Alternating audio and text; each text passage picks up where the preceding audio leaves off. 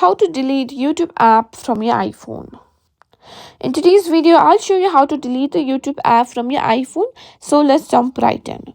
First things first, locate the YouTube app on your home screen or in the app library, as you can see here.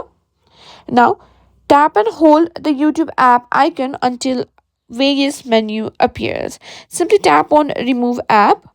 Here you can simply choose to delete app completely or remove from home screen.